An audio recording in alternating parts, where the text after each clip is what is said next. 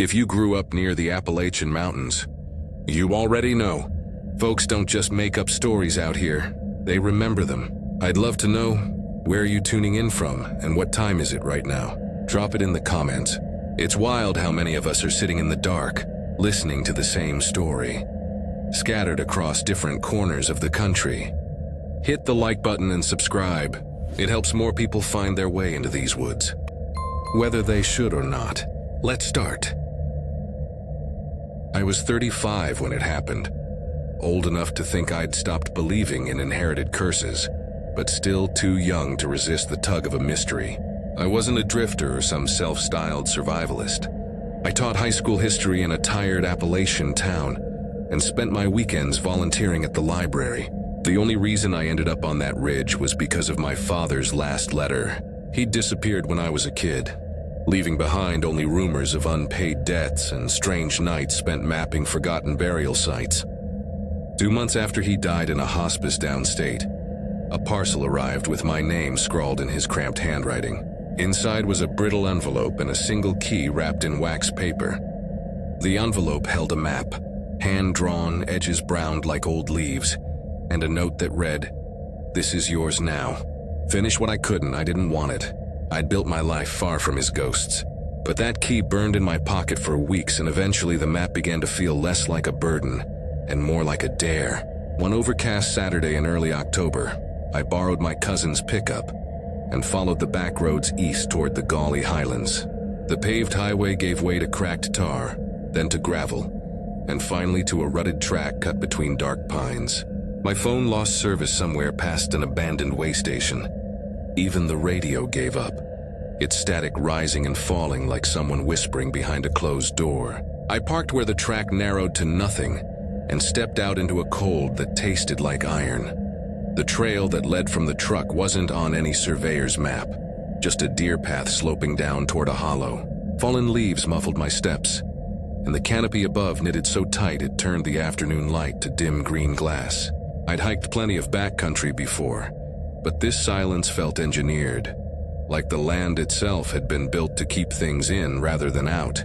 The smell changed as I descended, oak and wet moss giving way to something mineral and faintly sweet, like rusted coins. At the bottom of the hollow, the ground leveled into a clearing, but it wasn't the kind of clearing people made. No stumps, no burn pile, no sign of logging. Stones dotted the earth in crooked rows, their faces blank with lichen. Some leaned like drunks at closing time. Others had been swallowed to the neck by the soil. Not a single one bore a full name. A few had symbols instead. 3 concentric circles cut into slate, a pair of antlers splayed like wings, a hammer whose handle split into roots. The whole place reminded me of an abandoned chessboard where half the pieces had sunk. I stayed on the edge of the stones, my boots tracing a wide arc. I told myself it was caution, but truthfully it was dread. The air pressed against my eardrums the way deep water does. Even the insects were absent. It didn't feel haunted so much as unoccupied, like sound had gone somewhere else. I should have left. Instead, I came back the next day, bringing someone who might know the terrain. Elijah Dunbar had been one of my father's drinking buddies, a wiry man in his late 60s with a spine like a crowbar and a memory full of local lore. When I told him about the stones, he only grunted. "Sounds like Bitter Run," he said. "Old burial patch for the ones the churches turned away. My granddad used to warn us off it." He spat out his tobacco before adding, "They said the ground there chooses who it'll keep." We arrived mid-morning. Sunlight slanted through the pines but couldn't warm the air. Elijah kept glancing over his shoulder like he expected someone else to join us. When we reached the clearing, he pointed toward the far slope where the earth puckered inward. "Your daddy ever tell you about the understep?" he asked. I shook my head. "Figures," he muttered. "Folks used to whisper about a door under the ridge. Said miners built it before the cave-ins. Said they left something behind they couldn't bring up." I thought he was spinning a yarn until I saw it. Half hidden behind a screen of laurel was a low structure, more crawl space than entrance. The opening was framed by stones blackened with age and streaked by mineral veins. A hatch of weather-silvered planks rested against it, its hinges long fused by rust. Moss grew so thick between the stones it looked like a green seal. The key from my father's parcel felt suddenly heavy in my pocket. Elijah stared at the hatch, but made no move to touch it. "You've got the key," he said quietly, as if reciting a script. "Reckon it's your job." His voice cracked on the last word. The lock plate was corroded beyond recognition, yet the key slid in like water. When I turned it, the metal disintegrated between my fingers with a dry snap. I eased the hatch open. The hinges groaned, but not the way old hinges should. The sound seemed to fold inward, vanishing before it reached the trees like breath drawn and held. Inside was not a tunnel but a cell of black air. The darkness was thick enough to feel, as if you could scoop it with your hands. I leaned closer, expecting the smell of damp rock, but instead there was a faint sweetness like rotting violets. In the middle of that dark space lay a shape wrapped in oilcloth stiff with age, bound crosswise by copper wire green as old pennies. It wasn't a coffin. It wasn't anything meant to last. It looked like someone had swaddled a long bundle and left it in a hurry. Elijah took a single step back. "That's not ours," he said. He kept repeating it under his breath like a prayer. I reached out but stopped short of touching the wire. It thrummed faintly, as if something underneath had shifted at my nearness. We shut the hatch and dragged a fallen log across it. Neither of us spoke until we reached the truck. The woods felt heavier on the way out, the branches lower, their shadows long as knives. I told myself it was imagination, but my hands trembled on the steering wheel the whole drive home. That night, the dreams began. In them I stood underground with my arms pinned to my sides, copper wire biting my wrists. The ceiling pressed so low it brushed my scalp. Above me came a sound like hundreds of feet shuffling on loose soil, slow and circling. The air was damp enough to drink and every breath tasted of earth. When I woke, my mouth was full of grit. My hands bore faint greenish marks where the wire had been. The next morning Elijah called, his voice thin and winded. "You better get back here," he said. "It's gone." I didn't ask what. I already knew. By the time I reached the hollow, the log we'd rolled across the hatch had been shoved aside like a matchstick. The door yawned open. Inside, the bundle was missing. The dirt floor bore long drag marks ending at the threshold. Scratch grooves raked from wall to door trailed off into nothing, as if whatever had crawled out had shed its tracks along the way. Elijah looked gray, his hands flexing without purpose. "We shouldn't have opened it," he whispered. I wanted to shout, but my throat closed. We rolled a boulder in front of the hatch, one so heavy we had to use a crowbar for leverage, and left without a word. Days passed. My memories of that place dulled like photographs left in the sun, but not enough to free me. I caught myself checking my porch at night, convinced I'd hear something dragging across the gravel. Then one morning a stone sat on my doorstep. It was small and perfectly clean, initials etched into it in a hand I didn't recognize. AJD 1865. My father's initials had been Amos John Dunbar. The year was decades before his birth. I circled the house twice. No footprints, no tire tracks. Only that stone waiting like a delivered message. I took it inside and locked the door. That night the dream returned. This time the feet above me weren't circling. They were descending, each step pressing soil into my chest. A voice I couldn't place whispered a name I didn't know. I woke to find the stone gone and a smear of dark soil on the windowsill, damp as fresh dug grave earth. I called Elijah. No answer. I drove to his trailer. His truck was still warm. The door stood open, television flickering a blue pulse in the empty room. Behind the trailer, the mud bore a set of prints that made my stomach turn. Bare feet, small but deep. The arches scooped inward as though hollow, the toes tapering too long. The prints led to the tree line and stopped. Nothing else. That night I sat up with a hammer across my knees, telling myself I'd leave at first light. But when dawn came, the house felt unfamiliar. The hallways longer, the windows lower. A thin layer of soil had appeared on the inside of the bedroom window in the shape of a handprint, each finger slightly too many joints. I never saw Elijah again. The county eventually bought the parcel from me after I insisted it was unsafe. A young surveyor showed up to catalog the site. Over coffee, he told me it matched an undocumented burial field from an 1840s mining camp. "No religious affiliation," he said, tapping his tablet. "Just poor records. People vanished back then. He smiled like he'd solved a trivia question, but he hadn't stood in that darkness. He hadn't heard the wire hum. He didn't know that the door under the ridge had been built not to store bodies, but to keep something from finishing its walk to the surface. Some nights I wake convinced I can still hear it dragging itself through the soil, learning how to use its feet. I check my porch and find nothing but damp earth. Yet every time I dream, the footsteps get closer, and the copper wire around my wrists feels less like memory and more like a rehearsal. I agreed to drive into the far western ridges of Virginia. I wasn't a contractor or a caretaker. I was a traveling insurance adjuster who specialized in disputed rural properties. Most of my work took me to faded farmhouses with cracked wells and barns full of owl droppings. This time, though, it was personal. My older sister, June, had inherited a parcel from an aunt neither of us remembered meeting. The paperwork was vague. Timber rights, partial mineral claims. June lived 3 states away and wanted nothing to do with it, but she worried that squatters or meth cookers might be using the land.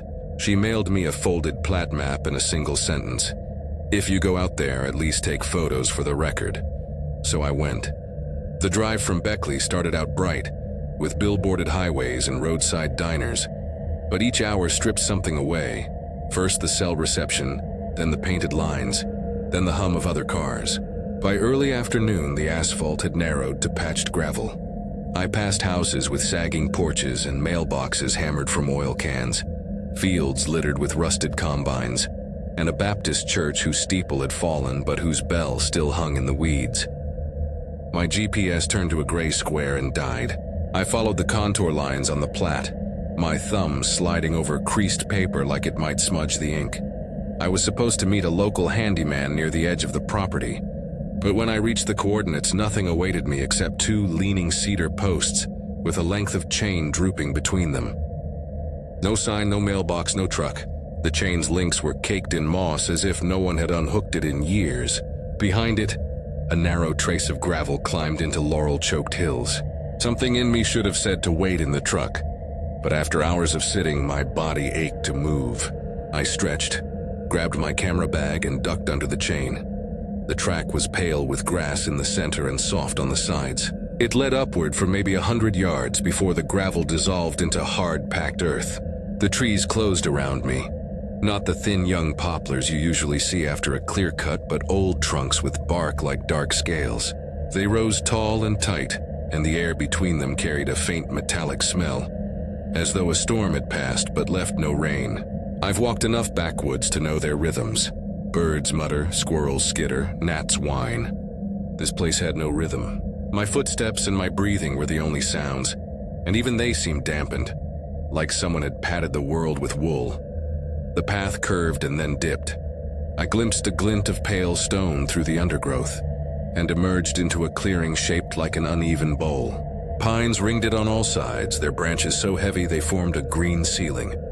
The center held what at first looked like a jumble of rocks, but as I approached, I saw they were headstones, perhaps 30 of them, scattered as though dropped from the sky. No fence enclosed them, no sign named them.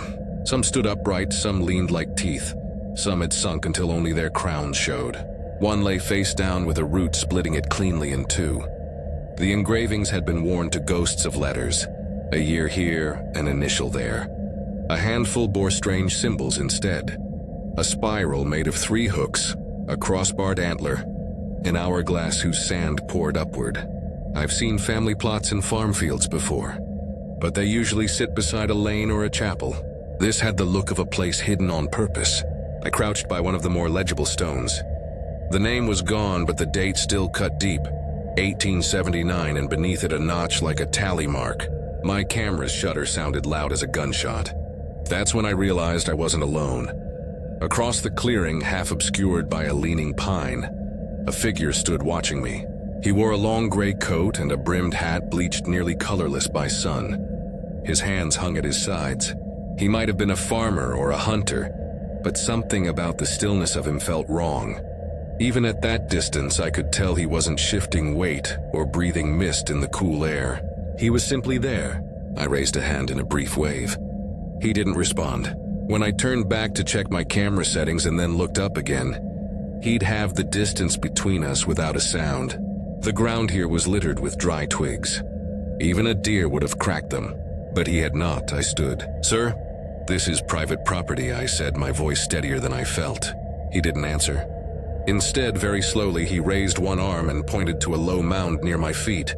It wasn't a marked grave, just a rise in the soil no longer than a door, covered in patchy grass. The dirt at its edge looked freshly turned, darker and moist. I took a cautious step back. "Did someone dig here?" I asked. Nothing, just the pointing. I forced myself to turn and walk toward the edge of the clearing, not rushing but not dawdling either, my ears strained for footsteps behind me. There were none. At the path's mouth, I reached for my keys and found empty pockets. I patted myself down, unzipped my bag, even glanced through the truck window, though I knew I'd locked it. I never lose my keys. I check for them compulsively, a habit from years of travel. Yet they were gone. Cursing under my breath, I retraced my steps into the clearing, eyes on the ground. No sign of the man now. No sign of my keys either. Near the back edge, by the mound he'd pointed at, something metallic caught the dim light. It was a snap hook identical to the one on my keychain, twisted open as though pried apart with pliers. I knelt, picked it up. The break was fresh. My stomach tightened. I scanned the mound again and froze. The shape had changed. What had been a rise was now a dip. As if the earth had inhaled, the soil was churned and ridged, and someone had scratched letters into it with a blunt object. Not a name. A command, "Leave." The lines were shallow but unmistakable.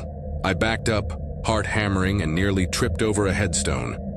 A sound broke the silence, a sharp metallic clink, deliberate, like a key dropped onto marble. I spun.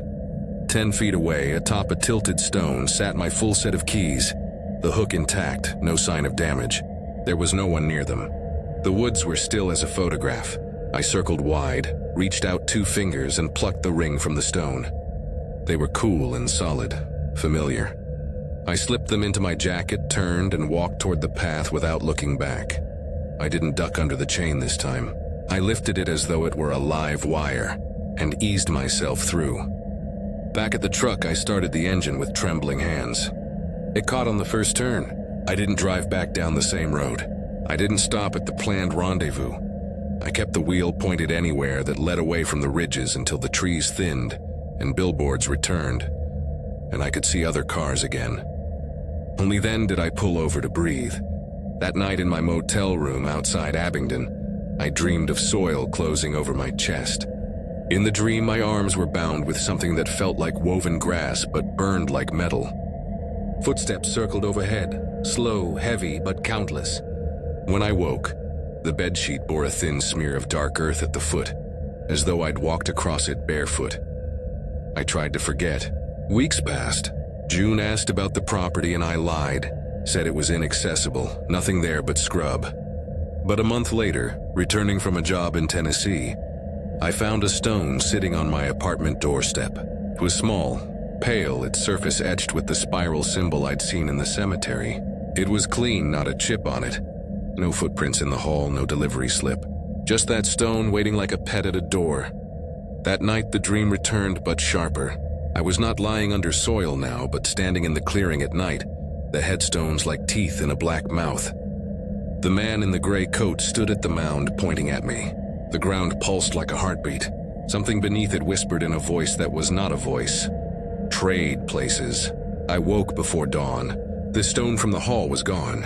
In its place lay a strip of damp moss shaped like a handprint with too many fingers. I called the handyman whose number June had sent. No answer. Later that day I tried again. His wife answered and said he hadn't come home in 2 nights. His truck was found idling by a roadside pull-off near the Virginia border. Door open. No sign of him. They assumed he'd wandered off drunk. She asked if I'd seen him. I hung up without answering. For 3 nights running, I slept with the hallway light on and my keys clutched in my fist. On the 4th night, I woke to find the apartment silent, the light off, and a faint scraping at the inside of my bedroom window. When I flicked on the lamp, there was nothing but a smear of soil across the glass, streaking downward like fingers. I sold my claim to the property to a timber outfit for $1. and told them it was nothing but swamp. A county surveyor emailed me later with polite questions. He'd matched the coordinates to an unrecorded grave field for workers from an 1880s iron mine. No consecrated ground, he wrote. No clear records of who's buried, common for the era. His detachment chilled me more than the dream. He saw only numbers and plats. He didn't smell the metal in the air or feel the hush of padded silence. He didn't know about the man who moves without steps. Now some nights I wake certain I'm already back there. The room smells of pine pitch and rust. My keys lie on the dresser, but the snap hook hangs open as if pried. I tell myself it's just the dream rehearsing itself, but the command carved into the mound plays over in my head. Not leave like as I first thought, not even stay. I'm starting to suspect the word was a name half buried like the others, and if that's true, then each time I dream I'm being called, and each time I wake I'm a little closer to answering. I was 32 when I let myself get dragged into the mess on Wildwood Ridge. I wasn't chasing a ghost story. Not really. I was chasing my brother's stubborn curiosity. Caleb had taken up this obsession with forgotten cemeteries while he was working on a grad paper for Appalachian Folklore, and I was stupid enough to play chauffeur when he said he needed someone to watch his back. I work for a surveyor's office, which means most days I'm either measuring distances on roadsides or hunched over deeds that haven't been updated since Roosevelt. I didn't crave more old paper and mud, but Caleb made it sound like a quick afternoon trip. One photo of an overgrown plot behind a church ruin. Then we'd grab dinner back in town. That was the pitch. The ruin sat past a bend where the highway bled into dirt. The church itself was more memory than building. Roof collapsed, bell long stolen, pews half buried in weeds. The only thing still intact was a stone threshold that opened into nothing but brush. A culvert sagged nearby, iron gone orange, and the tree line curved around it like a mouth trying to shut. Caleb had found a scrap of a map in a file drawer at the county library, tucked between WPA surveys from the 1930s. It showed a rectangle labeled Rest Ground on the ridge behind the ruin. No names, no parish, no dates. Just a box someone bothered to ink in and then forgot. He treated it like treasure. We parked in a shallow pull-off, no signs, just ruts where others had once turned in. A barbed wire fence ran along the slope, sagging where the posts had rotted through. Caleb tossed his pack over and climbed the wires like a ladder. I followed, tearing my sleeve in the process. The air smelled like wet wood and iron, oddly still. No birdsong, no wind in the leaves, only our steps. We pushed into the trees with no trail to follow, just trunks standing too close together. The bark scraped our arms and shoulders, as if we were walking into a place meant to keep people out. The graveyard, when it appeared, wasn't marked by an arch or a gate. Just two iron rods leaning inward with a chain hanging between them, half sunk into dirt. Inside, 20 or so stones slumped in crooked rows. They weren't tall obelisks or polished markers, just low hunks of rock etched shallowly, cracked and mottled with moss. Some were split. Some had slid sideways as if the earth had been tugging them downhill for decades. The whole clearing sagged inward, bowl-shaped, too regular to be natural. Everything, stones, soil, even the trees around the edge, tilted toward the center. It looked less like a burial ground and more like a drain. "That stump," Caleb said. He crouched beside a split oak trunk whose bark was black and charred, as if it had been struck by lightning long ago. That's how I knew we found it. The map called it the lightning mark. His voice was hushed but not reverent, more like triumph. He pointed to a wide headstone near the dip's middle. It was the biggest of the lot, lying half sunken into the ground. No name, no date, just a crude cross scratched into it, uneven, almost hesitant, like whoever carved it stopped part way. "That's the one," he whispered. I circled the stone. The dirt beneath my boots didn't feel like the rest of the clearing. It wasn't springy with roots, and it wasn't rocky. It had an odd give, like ridges lay just under the surface, shifting faintly when I leaned my weight. My stomach tightened. Caleb was already pulling out his phone, lifting it for a picture. The screen went black before he could tap the shutter. He frowned and hit the power button. Nothing. I pulled mine from my pocket, fully charged when we left town. Now the screen was dead, cold to the touch. No flicker, no low battery warning, just blank. We stood there with dead phones like they were props. Then came the sound. Behind us, leaves sliding. Not snapping, not crunching. A steady drag. As though something large pulled itself through the undergrowth without lifting its weight. I spun around. Empty clearing. Stones, trees, silence. Caleb muttered, "We should go." His voice was too flat to be casual. We turned back toward the woods, quick steps but not running. The air pressed down, heavy as wet wool. After minutes of walking, the ridge should have been on our left. Instead, only pines closed us in. When I glanced back, my chest went cold. The cemetery stood right behind us, the same posts, same sagging chain, same blackened stump. Caleb's face had gone pale. "We didn't double back," I said. "We kept straight." He stared at the cross-marked grave. It leaned now, ever so slightly, as if weight beneath had shifted. We veered right, climbing a small rise clear of brush. It felt easier, like the woods were finally thinning. After 10 minutes, the trees opened. Relief washed me until I saw the same clearing waiting. Same stones, same stump. Only this time the cross grave had sunk deeper. I felt the air leave my lungs. Caleb whispered, "No one's coming for us. You know that, right?" It wasn't despair, just certainty. From his pack, he pulled a metal tin, unscrewed the lid, and revealed a wax-sealed vial of pale ash. My stomach turned. "What is that?" I asked. He wiped his sleeve across his eyes. "It's his, from where he died. He never had a grave, just this marker. They carved it for him but never buried him." His voice cracked on the last word. The ground by the stone seemed to pulse under my hand when I crouched. Not dead, but breathing, slow and deep. Caleb whispered, "It wants him back." He broke the wax, tipped the ashes onto the soil. They streamed down, catching on the stone, dusting the hollow wood fragments below. The clearing seemed to exhale. A crack split the burned stump with a sound like timber snapping in fire. The air shifted, warmer. When we turned, a path gaped open just beyond the cemetery. A narrow trail sloping clean toward the road. Our car sat visible through the trees, dust-coated, waiting. We didn't run. We didn't dare. We walked steady, as though leaving a room where someone still watched. At the tree line, my phone buzzed in my pocket. I pulled it out. Home screen lit, 72% battery, no missed calls. Caleb's phone glowed too, as though nothing had happened. He stared out the passenger window on the ride back, silent. I drove with both hands tight on the wheel. When I risked a glance in the mirror, the clearing was gone. Just wall-to-wall trees, but it didn't end there. That night, back in my apartment, I dreamed of soil closing over me. My lungs filled with the taste of iron. Something circled above, endless feet shuffling on leaves. I woke with dirt streaked across my sheets. Days later, a stone appeared on my doorstep. Small, pale, etched with the uneven cross from the grave. No footprints in the hall, no one at the door. Just the stone waiting, clean as if freshly cut. When I blinked, I thought I saw the letters of my own name starting to appear in the grooves. I went out to help my cousin Marla with her land near the Virginia-North Carolina line, the kind of territory where the Blue Ridge turns uneven and the hollows braid into each other until you feel like the earth itself is folding in on you. She'd inherited the property from her father, a man I'd barely known, and she wanted a second pair of hands to clear space for a garden. I'd just lost my job at a machine shop in Roanoke, and when she called, I figured a few weeks of outdoor work would give me time to catch my breath before facing what was next.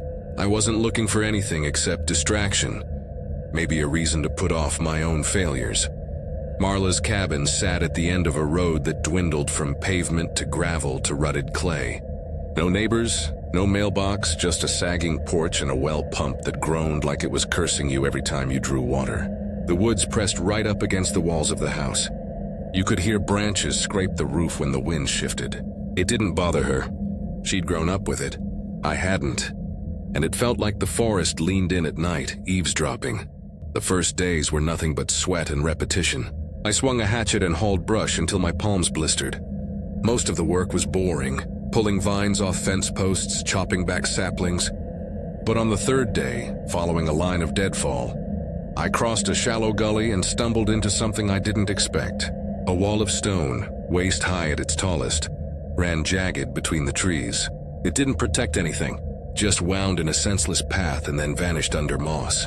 When I stepped over it, the world went unnaturally quiet. Not quiet like birds taking flight. Quiet like sound itself had been scooped out. Even my boots seemed to sink into a hush. The trees opened into a clearing shaped wrong. Too round, too deliberate. Stones dotted the ground, some toppled, others half buried. They weren't proper gravestones. None bore names. Most were marked with simple carvings. Spirals, crooked birds, crude hourglasses. Only one had words, chiseled shallow into the surface, born empty. The phrase snagged at me. What could that have meant in the 1800s? A stillbirth? Some cruel joke? I stared until my knees hurt from crouching. Eventually I stood, shook it off, and cut brush around the perimeter. I told myself it was just another forgotten graveyard.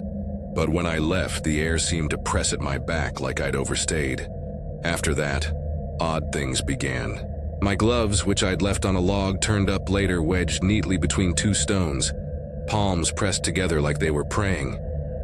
My hatchet, set in a stump, ended up balanced across the largest marker. Blade pointed outward as though presented. At first I blamed myself, fatigue, distraction. But the pattern kept repeating. Anything I didn't hold in my hands went missing and reappeared in strange places. By the fifth evening, I was tired enough to ignore sense. I stayed late burning brush, sweat stinging my eyes. That was when I saw something between the trees, low, pale, bent at odd angles, as if bones had been arranged wrong under stretched skin. It stood in shadow, still as stone, not animal and not human. I blinked, trying to convince myself it was just a stump catching the last of the light. When I looked again, it was gone. I lit the pile anyway. The flames roared higher than they should have, then died as if swallowed. I walked out without checking the ash. In the morning, I returned expecting charred wood. Instead, I found a circle of stones arranged perfectly, as though set with a compass. In the middle lay something limp and wet-looking, pale as stretched hide. I didn't touch it. I turned around, marched back to the cabin, and locked the door. When Marla asked later if I'd moved her fence posts, I told her no.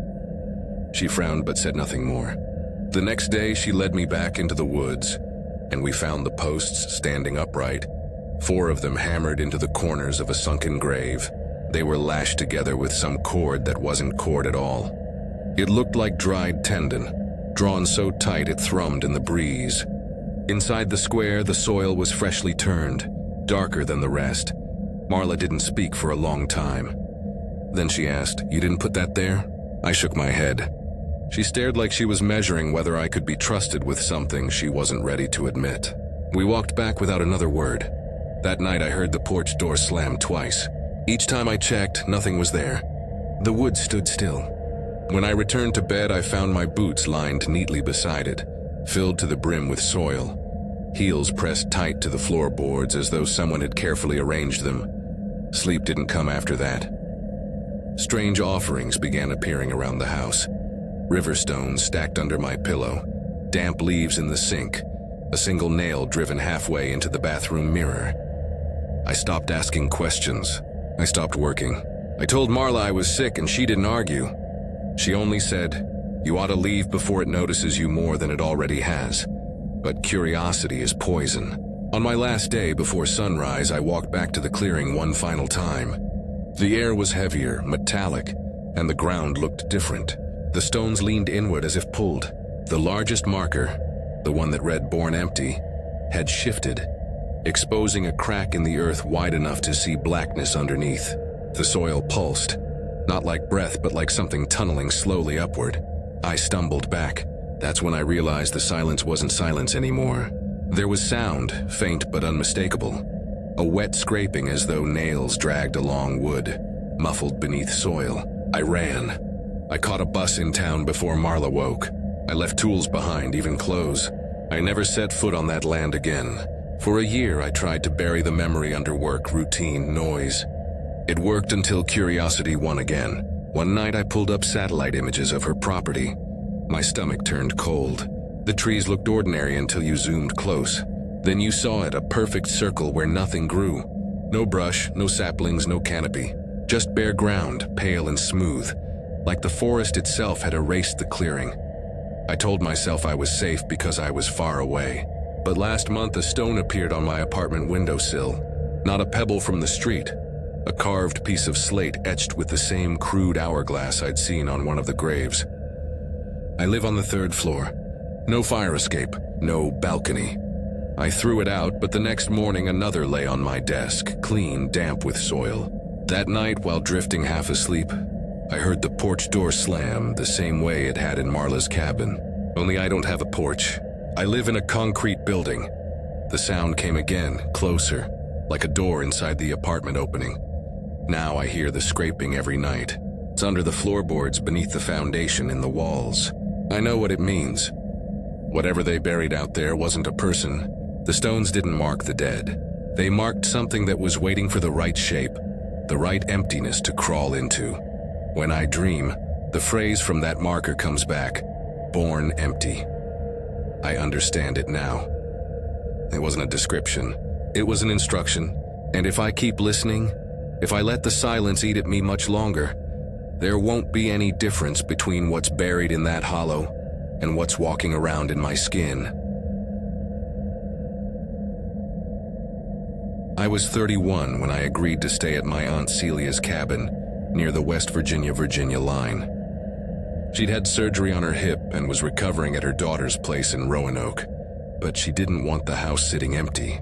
I'd just been laid off from the paper mill in town, and when she asked if I could watch the place for a week, I said yes more out of guilt than kindness.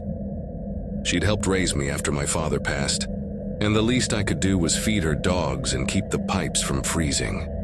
The drive out took me past stretches of road where the trees pressed so tight together it felt like I was threading a tunnel. GPS cut out 2 miles from the turnoff, leaving me with a hand-drawn map she'd mailed weeks earlier. The road wasn't much more than 2 ruts carved into clay. At the end of it, the cabin slouched against the slope like it was tired of standing. The porch sagged, the roof was patched with mismatched tin, and every wall bore scars from decades of repairs. When Celia handed me the keys, she said something that made my skin crawl, though she said it casually. Keep the doors locked at night, but don't bolt the cellar. And don't go wandering the ridge behind the shed. Nothing there worth your time. I laughed nervously, asked if she meant bears. She didn't smile. I mean what I said. Nothing up there you need. The first day passed quietly. The cabin creaked with every gust of wind. The dogs barked at squirrels, and the radio on the counter only half pulled in stations. I split some wood, cooked eggs, and sat on the porch until the trees melted into dark. It was lonely, but in that first night kind of way where you still tell yourself it's peaceful. The second night the water gave out. I was showering when the pressure cut to nothing, leaving me with soap still in my hair. Wrapped in a towel, I stomped out to the shed with a flashlight. The shed leaned so badly it looked ready to fall. Half tin, half plywood. The pump gauge looked fine. No leaks in the line. As I crouched to check the valve, I heard movement behind the shed. It wasn't walking exactly. Too soft for steps, too heavy for a breeze. Leaves sliding, pausing, then sliding again as though something shifted its weight slowly. I swung the light. Nothing but brush and trees. Still, the hairs rose on my neck. It felt like something stood just past the edge of the beam, watching without the courtesy of being seen. By morning, the dogs refused to go outside. They stood stiff at the back door, ears back, eyes fixed on the ridge. They didn't growl, didn't bark, just let out this low hum. A sound I'd never heard from them before, like a warning they couldn't shape into words. I coaxed, shoved, pleaded. They didn't budge. Later, when I stepped out to chop wood, I saw tracks in the mud between the shed and the house. Not mine, not animal either. They were bare, but not human. The toes stretched too long. The arches dipped strange, the heel too narrow, like someone had tried to imitate a person's foot but guessed wrong. I snapped a photo with my phone, then panicking, scuffed them out with my boot. Later I'd regret that. That night I woke thirsty around 2. In the kitchen, moonlight spilled across the sink. I filled a glass and glanced out the window. That's when I saw someone standing at the edge of the clearing, half hidden behind a leaning stone I'd never noticed before. They didn't move. They didn't even flinch when I leaned closer. I turned off the light to kill the reflection, and when my eyes adjusted, the figure was gone. I should have locked every door and buried myself in blankets. Instead, Morning found me with a crowbar in hand, stomping toward the ridge like I had something to prove. The trail wasn't marked, but the dogs had worn faint paths years ago, and I followed the slope until the trees opened. I'd expected a scatter of stones. Instead, the clearing stretched wider than I thought possible, dotted with markers like crooked teeth. Some lay flat, others leaned, many cracked. None bore names. Symbols cut into their faces instead. Spirals, crooked birds, hourglasses without sand. I counted at least 50, far more than I'd glimpsed from the house. Near the center, one grave drew my eye. The dirt atop it was too red, too fresh, like it had been disturbed and packed back poorly. My stomach knotted. I muttered aloud, though I hadn't meant to speak. "I'm just looking," a voice answered. Flat, dry, echoing through trees that hadn't stirred. "So am I." I spun. No one there. Just silence. I backed away, tripping over a root, and bolted for the house. When I returned, the dogs were gone. No sign of struggle, no paw prints, just their collars lying neatly on the porch, side by side, buckles open as though someone had unfastened them gently. I didn't sleep that night. I sat by the window with the lights out, crowbar across my lap. Near midnight, I heard the crunch of gravel. My breath caught. 3 shapes drifted past the porch, heading for the ridge. They weren't walking right. Their steps broke rhythm, sometimes gliding, sometimes lurching. The tallest swayed as though it couldn't balance. One dragged arms so long its fingers raked the dirt. The smallest tilted its head all the way back, chin pointing straight at the stars like its neck had broken decades ago. None of them looked at me. None of them made a sound. They simply moved into the trees and vanished. I left at sunrise. Didn't fold clothes, didn't eat. I stuffed what I could into a duffel, dropped the key under a rock by the shed, and drove until cell service returned. I called Celia, my throat tight. "Something's wrong with the ridge," I managed. She went quiet. Finally, she said, "I asked one thing. Don't go there." I never went back. But sometimes when I wake in the dark, I swear I hear the dogs humming low in their throats. And beneath that sound comes another. Faint steps circling the foundation of whatever place I'm sleeping in. Steps that falter and drag as though learning how to be human one mistake at a time. I decided to do what my younger self had always dreamed of. Walk alone across a forgotten stretch of the Blue Hollow Traverse, a disused feeder trail that once connected small coal towns to the main Appalachian route. I wasn't doing it for adventure exactly. I'd burned out from my job as an overworked ER nurse in Louisville and convinced myself that a week in the woods might iron the static out of my mind. My grandfather had been born near Chisholm Gap, and before he died, he used to talk about the paths no map remembers. I guess I wanted to find one of them. 3 days in, my thighs were cramping, my pack straps cutting little red lines into my shoulders, but I was starting to feel lighter in my head. The air smelled of wet stone and last year's leaves. That morning, fog moved low between the trunks like spilled milk. I was following a faint trail down from a shale ridge when I noticed a break in the undergrowth. Too narrow for a service road, but unmistakably a path. Someone had lashed a strip of orange synthetic ribbon to a dogwood branch, but the sun had bleached it pale as bone. It fluttered even though the air was still. At first, I thought it might be a hunter's marker. The Blue Hollow Traverse had been closed for maintenance since the 1980s, but locals still cut deer tracks through it. I hesitated. My GPS showed nothing but a blank screen of green pixels. Curiosity won. The track angled downhill, rough and uneven, covered with damp needles. I had to duck under low-hanging branches slick with moss. The farther I went, the quieter it became. Birds stopped calling.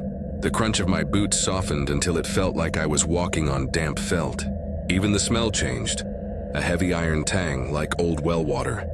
After 15 minutes, I stumbled into a hollow shaped like a shallow bowl, ringed by crooked cedars.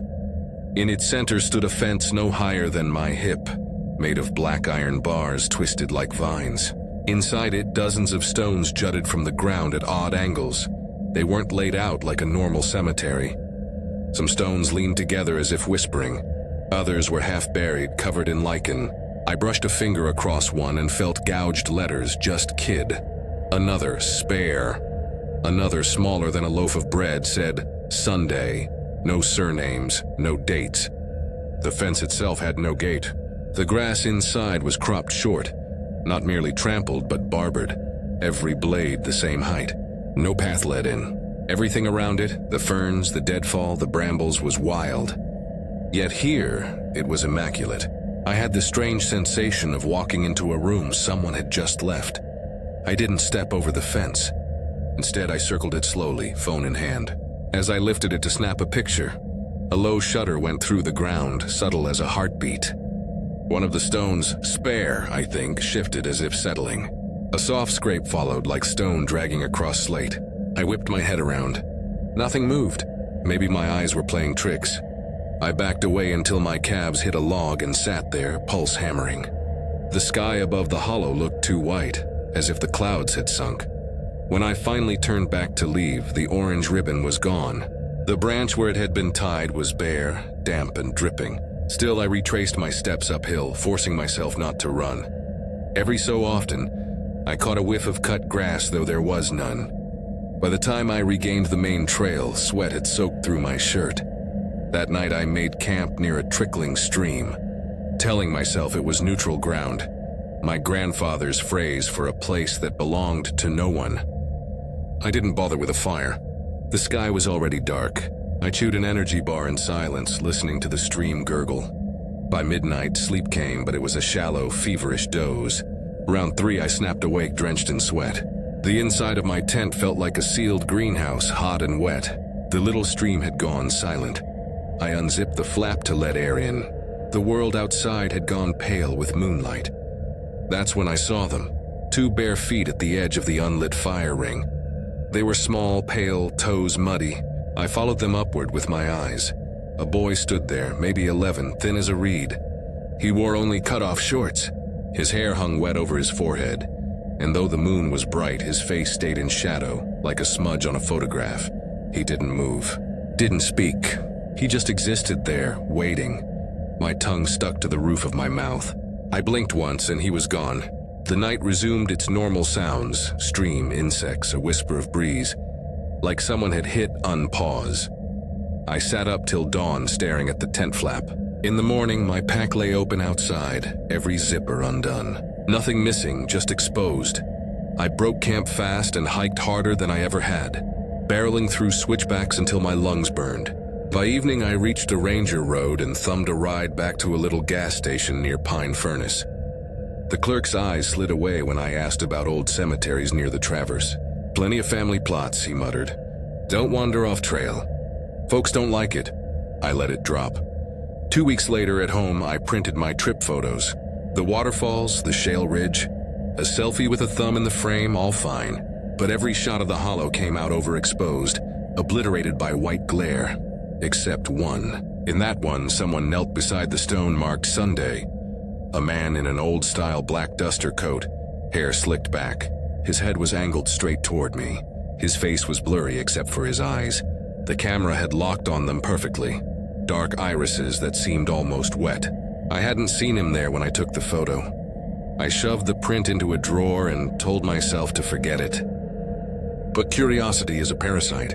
A year later, I took a long weekend, drove back, and parked at the same trailhead. The ridge was there, the shale outcrop too.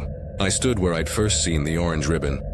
The trees were thicker now, a wall of brush with no break. GPS coordinates led me to solid forest floor. No hollow, no fence, just silence.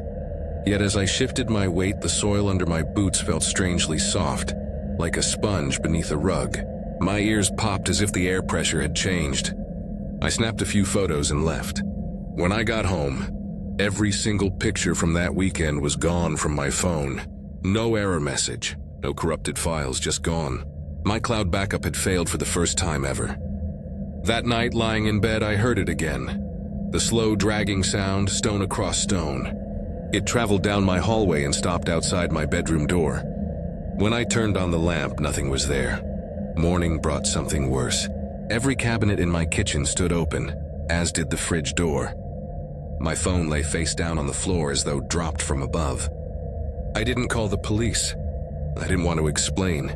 Instead, I called an old friend from college and asked if he'd crash at my place for a few nights. I didn't tell him why. For the first 2 nights, nothing happened. On the 3rd, just past 2 a.m., I woke to a whispering sound from the living room. Not voices exactly, more like children practicing words they didn't understand. I crept to the doorway. Moonlight spilled across the floor, and there, in the middle of the room, my friend sat bolt upright on the couch, eyes open but unseeing. His mouth moved as though repeating syllables. When I called his name, he jerked awake, trembling. He remembered nothing. The next morning, he left without finishing his coffee. I haven't seen him since. My nights are mostly sleepless now. Sometimes I catch a smell like fresh-cut grass drifting through my apartment. Once, while scrolling my phone, the gallery app glitched and showed me a thumbnail I'd never taken. The boy from the campsite, closer this time. His face still shadowed, but his eyes lit faintly green as though reflecting a flash. I started digging into local history, hoping for a rational anchor. Found only scraps. A 1921 newspaper blurb about a children's pest house near Chisholm Gap, where victims of scarlet fever were quarantined and often died. Another from 1933 about a coal company's secret cemetery for unclaimed laborers. No photos, no maps. Just rumors of the grasskeeper, a figure in black who tended the graves and kept the count. Supposedly, anyone who saw him was marked for census. The phrase stuck with me. Now, more than a year since that hike, I hear the dragging sound most nights. It moves from room to room like something measuring the space. Sometimes my phone vibrates with a new photo notification, but when I open it, there's nothing. Once in the bathroom mirror, I caught a glimpse of a figure kneeling just behind me, head bent as if counting. When I spun around, only steam from the shower remained. I tell myself I imagined it all, that I was exhausted, sunstruck, sleep-deprived. But deep down I know what my grandfather meant about paths no map remembers. They aren't just forgotten. They're waiting. And once you've stepped onto one, part of you never leaves. The census taker keeps the count, and I think my number's already been added. Each night the dragging comes a little closer to my bedroom door, and the smell of cut grass grows stronger, as if something is preparing the ground. I was 27, and between jobs when I took a short-term contract with a small historical trust out of Boone. They paid volunteers $50 for each unregistered burial site we could locate and document. It was a program meant to help descendants locate lost family plots before erosion or logging destroyed them. I wasn't a genealogist. I'd been an out-of-work substitute teacher and liked hiking. The trust didn't ask for degrees, just GPS coordinates, photographs, and transcriptions of headstones. My apartment felt like a shoebox at the time, and my last relationship had ended with an eviction threat over the cat. A few weeks in the mountains sounded like amnesty. By the second week, I'd logged 4 cemeteries. Most were what you'd expect. 10 or 15 tilted markers in a clearing. Maybe a rusted iron gate half hidden by briars. Some stones bore only initials. Others dates no one in the county could remember. It was quiet work, just me. A battered cannon with duct tape over the battery door, a notebook full of scribbles, and a laminated map. At night, I slept in a borrowed camper on the edge of a trout stream. One damp morning in late September, my laminated map led me to a place it barely acknowledged, a penciled scrawl along the margin. Collier Spur, possible burial ground? No coordinates, just a faint circle and a crooked arrow pointing into the blank part of the map. The Blue Fox Wildlife Reserve had swallowed most of this ridge decades ago. Logging roads turned to 2-track paths and then to nothing at all. Cell service vanished halfway up. I parked where the gravel ended and a narrow path, not much more than a deer run, ducked under a drooping line of hemlocks. Someone had once strung a length of green plastic flagging tape between 2 saplings, but it had faded so pale it looked like paper. It fluttered though no wind moved. I stepped over it and started uphill. The trail tilted sharply, damp with moss. With every switchback, the air grew stiller, like the woods were closing behind me. After 20 minutes, I crested a rise and entered a hollow so round it felt carved. Trees bent back just enough to let a milky shaft of light fall straight into the center. That's where I saw the stones. 2 dozen at least, but not arranged in rows. Some half submerged like icebergs. Others toppled as if something had shoved them sideways. Ivy had threaded through the cracks. The air smelled of iron and cut weeds. I dropped my pack and began the routine. Wide shot, close-ups, notes. The names read like fragments of a story. Holloway, Brandt, infant only. Then one simply marked silence. Many bore dates from the 1870s and 1880s. A few etched symbols, clasped hands, a sparrow, a five-pointed star faint as breath. I crouched to sketch one shaped like a child's slate board when I noticed, at the far edge where the clearing lapped into shadow, a stone different from the rest. It stood taller, dark as wet ink, edges sharp, its face faintly reflective. No moss, no erosion. One line of text only. April 9th, 2013. The soil before it lay unnaturally smooth. Old graves usually sink a little. This one was level, manicured, almost tended. My stomach tightened, though I couldn't have said why. I raised my camera. The moment I clicked the shutter, the screen flashed into static. Not just overexposed, but white fuzz like an analog television. None of my other images did that. I powered off, powered on. Everything else looked normal. Tried again. The second shot worked, but looking at it left a cold pulse under my ribs, like I'd glimpsed something half-remembered from a nightmare. I stood, slung the camera strap over my shoulder, and that's when I noticed movement at the tree line. A man stood there, very still. He wore a dark oilskin coat heavy with water, jeans stiff with dried mud, boots sunk deep into the loam. His arms hung straight, fingers splayed as if balancing. His face was the color of candle wax, and his mouth hung slightly open. I lifted my free hand. "Morning. Just recording stones for the archive." My voice came out smaller than I meant. He didn't blink, didn't shift. I counted 5 seconds, 6. I blinked and he was gone. No sound of retreat, no brush swaying, just emptiness where he'd been. The windless silence pressed in. My skin prickled as though a current of cold air had passed through me. I didn't bother finishing the row. Packed up, walked quickly down the slope. When I reached the 2 saplings again, the green tape had been pulled tight between them, hooked like a gate. I knew I hadn't fastened it. I had to unloop it with both hands to get out. Back at the camper, I plugged the camera into my laptop. Every image looked fine except the one of the black stone. Its thumbnail showed the same static as before and refused to open. Copying produced an error. File type unsupported. It was as if the photo didn't belong with the others. I emailed the Trust's coordinator with the coordinates I'd jotted. No reply. The next day I drove into the county seat to check records. The clerk, a woman in her 60s with hair like gray floss, let me flip through a property binder. "That tracks state land now," she said. "No cemetery registered there." I showed her one of the clearer photos, moss-covered stones in the hollow. She studied it for a long time, then tapped the dark stone at the edge of the frame. "That wasn't there when I was a girl," she murmured and slid the picture back. "You best stay off Collier Spur." Her voice had a brittle finality. I left without pressing.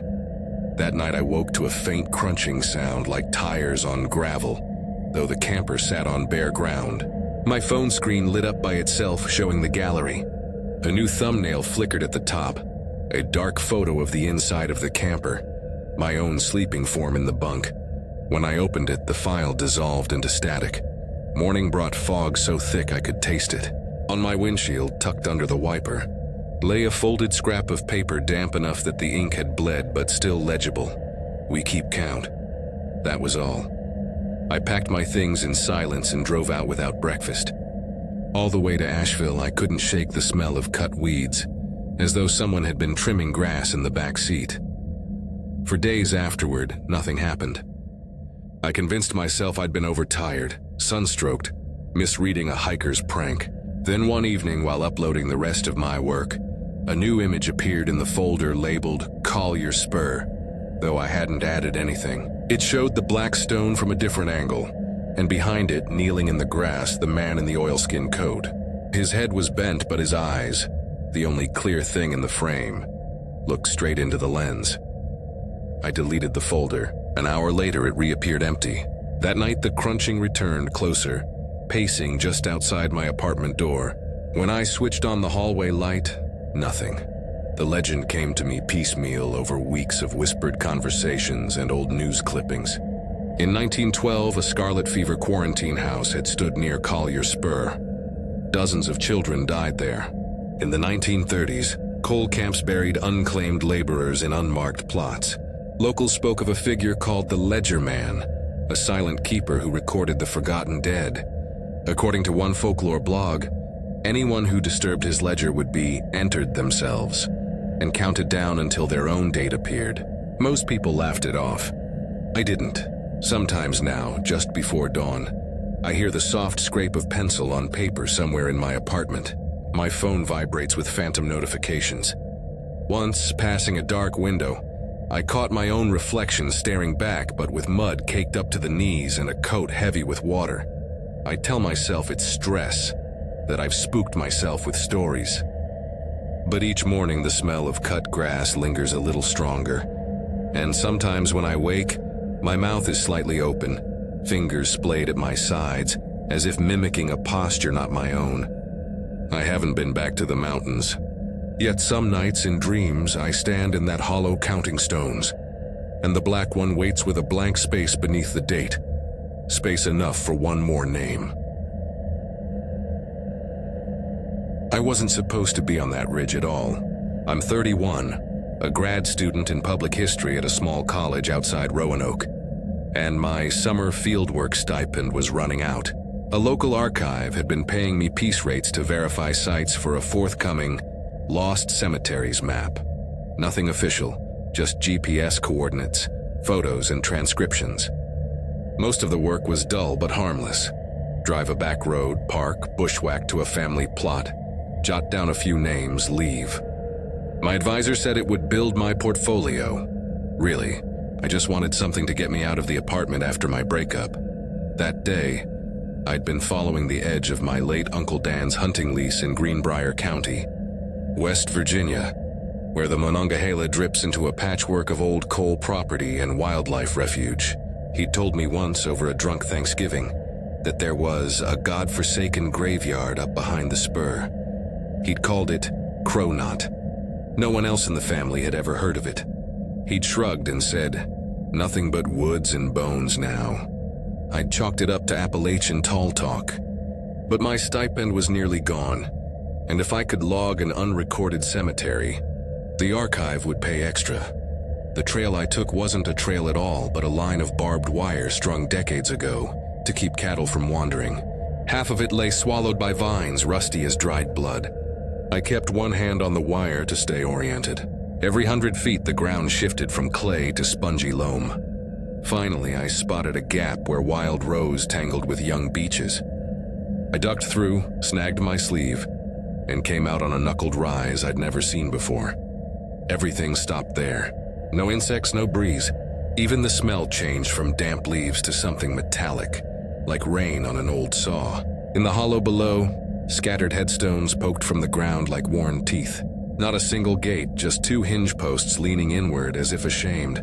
Crow Knot wasn't big, 40 stones at most of them tilted, some cracked in half. A few sunk so deep only their rounded tops showed. The forest pressed close, trunks barely 20 feet from the last row of graves, branches knitting overhead until daylight dimmed like an attic bulb. The stones bore family names I half recognized from local genealogy: Redden, Cole, SP, 1853-1854. Infant, others had only initials. Or nothing at all, just a carved emblem. Clasped hands. A bird with its wings bent backward. But what rooted me wasn't the stones. At the far end, just before the hill broke off into dark timber, stood a half circle of wooden stakes. 12 of them, 3 feet high, freshly cut pale cedar, jammed into the earth with mathematical precision. No names, no carvings, no offerings, just bare wood. They were so evenly spaced they made my eyes swim. I didn't step closer that first day. I stood there counting them, 12 in a perfect arc, and then left without touching anything. But I couldn't stop thinking about it. The next morning I came back with a proper camera and notebook. When I reached the ridge, the air felt denser, like a blanket held over my ears. 11 stakes now. I walked the perimeter, checked the soil. No splinters, no drag marks. The earth where the missing one had been looked flat and packed, as though nothing had ever stood there. I wrote the number down anyway. By dusk, my mind had built its own theories, Kids playing a prank, a storm knocking one over. That night I stuffed a flashlight, a thermos, and an old army blanket into my pack and hiked back. I found a fallen log on the slope above the cemetery, settled behind it with a clear view of the half circle, and waited. I told myself I'd last an hour. The woods went mute around 9. Not quiet like normal night, but absence. No frogs, no crickets, no drip from the leaves. 9:17 exactly, something moved at the tree line. It wasn't a flashlight or a deer. It simply appeared. Tall, narrow, gliding more than stepping. From that distance, I could only make out a silhouette. It crossed to the arc of stakes, knelt without shifting, and held still for a long moment. Then, with a motion so practiced it chilled me, it drew one stake straight from the soil, turned, and slipped back into the trees. No glance around, no crack of twigs, just gone. I didn't breathe until my chest hurt. My legs wobbled when I finally stood. By the time I reached my uncle's empty cabin, my hands were trembling so badly I could barely lock the door. The next day, 10 stakes remained. This time I tied small strips of colored survey tape near the bases, hidden in shadow. I wanted proof. That night I chose a deeper hiding spot behind a tangle of laurel, harder to see but still with a clear angle. The same dead hush fell at 9. At 9:16 the figure returned. Closer now I saw how wrong its movements were. Too smooth, too deliberate. Like joints bending where no joints should be. It knelt, removed a stake, rose. The tape from that one fluttered to the ground, sliced cleanly, no fray. By the third night I stopped pretending this was research. I moved in even closer, crouched behind a ring of stones that might once have been a fire pit. I knew I shouldn't, but curiosity felt like a hook under my ribs. At 9:12, before I even saw it, footsteps circled where I crouched. Slow, deliberate pacing. Not behind me, but in front.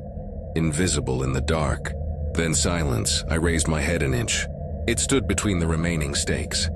Taller than any person I'd ever seen. Limbs elongated but torso compact. Shoulders high like a marionette hunched in its strings. Its back bowed and its neck craned forward. Where a face should be was a smooth, narrow expanse of skin, faintly luminous like wax paper. It didn't sway. Its head turned, slow, mechanical, until it pointed directly at me. I felt the weight of it without eyes, my mouth filled with a copper taste. We stayed like that a span of heartbeats, maybe a minute, maybe seconds. Then it turned away, plucked another stake from the ground, and melted into the deeper graves past the oldest stones, into trees that looked too dense to admit a body. When dawn came, 9 remained. I followed the path it had taken behind the cemetery, pushing through briars until I reached a shallow depression I'd never noticed. In its center lay a pit of fresh earth. Inside, broken pieces of wood. 4 stakes snapped clean through, ends ragged as though bitten. No names, no bones, just fragments half buried. That afternoon, back at the cabin, my uncle sat on the porch with coffee. "You been walking up past Crow Knot?" he asked without looking at me. I lied and said no. He nodded once, slow. His eyes flicked to the ridge. "Best leave it be." He didn't press. That night the house felt charged, as if the boards themselves held their breath. I checked the doors 3 times, wedged a chair under the knob. At 3:11 a.m., a new sound woke me. Not footsteps on the ground, but a weight crossing the tin roof. Slow, careful pacing directly above my room. It stopped and stayed until the first pink of dawn. I lay rigid, hands clamped beneath the blanket, eyes fixed on the ceiling as each creak made my stomach twist. When daylight finally came, I packed my gear into the car and drove without looking back. For weeks afterward, I told no one. But the smell of cut cedar followed me, faint at first, then stronger. Even in my apartment 2 states away. One night my phone buzzed at 9:17. A new photo appeared in my gallery. The arc of stakes at Crow Knot, only 3 left now, and a tall figure kneeling among them. Its head bent, its hands splayed like claws over a blank space in the soil. The metadata read, "Captured locally," though I was miles from West Virginia. I deleted it. An hour later it reappeared. Through late-night searches I pieced together scraps of legend. In the 1890s, a preacher named Isaiah Dull kept a pest house for fever victims near Crow Knot. Local children called him the Tally Man because he supposedly counted souls before they died. carving notches in cedar stakes for each one. When the church burned, the cemetery absorbed the unclaimed bodies. People whispered that the tally man still kept count for those who trespassed, marking them stake by stake until their number came due. Now, some nights just before sleep, I hear slow, measured pacing above me, though I live on the ground floor. Sometimes a folded slip of paper appears on my kitchen counter with damp, smudged words. 9, 8. Each morning there's less space between the numbers. I tell myself it's stress, a bad dream, a prank. But I've stopped looking at clocks around 9:17, and I haven't been able to bring myself to count the wooden coat pegs by my front door. 'Cause lately I could swear there's one more every time I come home.